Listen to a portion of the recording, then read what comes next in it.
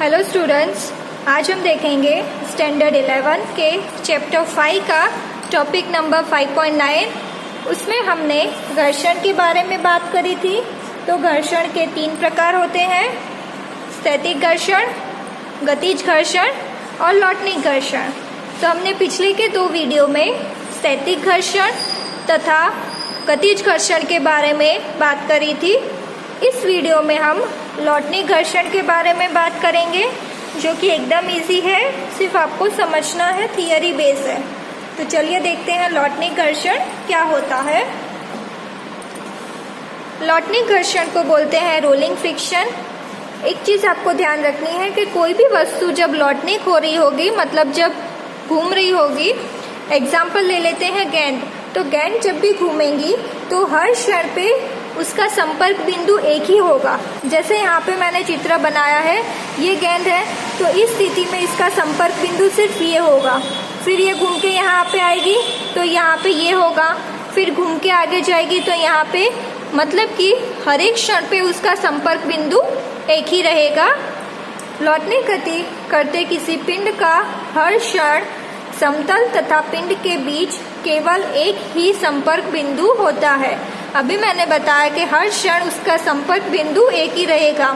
जैसे जैसे वो आगे घूमता जाएगा, लौटनिक करता जाएगा, उसका संपर्क बिंदु भी बदलता जाएगा। इस आदर्श स्थिति में गतिज अथवा स्थैतिक घर्षण शून्य होता है। यहाँ पे गतिज या स्थैतिक घर्षण नहीं होता है तथा पिंड को एक समान वेग से निरंतर लौटनिक गति करते रहना चाहिए। आपने देखा होगा कि गेंद को आप पुश करते हो, धक्का मारते हो, तो वो अपनी एक समान गति से आगे ही बढ़ता जाएगा। लेकिन जैसे ही आप उसको किक करोगे और बाहुबल दोगे तो उसकी गति बढ़ जाएगी, या रोकोगे तो कम हो जाएगी। पिंड को निरंतर लौटनिक गति करते रहने के लिए उस पर कुछ बल लगाने की आवश्यकता होती है। समान भार के पिंड के लिए लौटनिक घर्षण सदैव ही सर्पी अथवा स्थैतिक घर्षण की तुलना में बहुत कम होता है। ये चीज़ ध्यान रखनी है कि किसी का भी भार अगर समान होगा तो उसमें लौटनिक घर्षण बहुत ही कम होगा।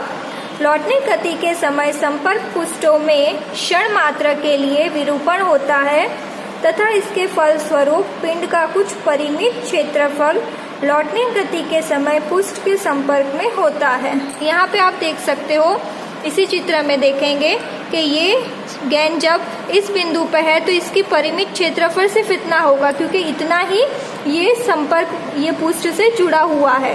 तो इसका क्षेत्रफल संपर्क पुष्ठ के साथ इतना ही जुड़ा हुआ है। तो बहुत कम क्षेत्रफल इसका पुष्ठ के साथ जुड़ा होता है।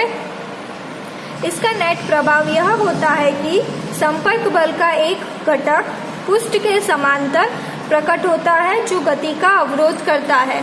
अब यहाँ पे आप देख सकते हो कि इतना ही क्षेत्र संपर्क में होता है और इस तरफ इस पे अवरोध लगता है।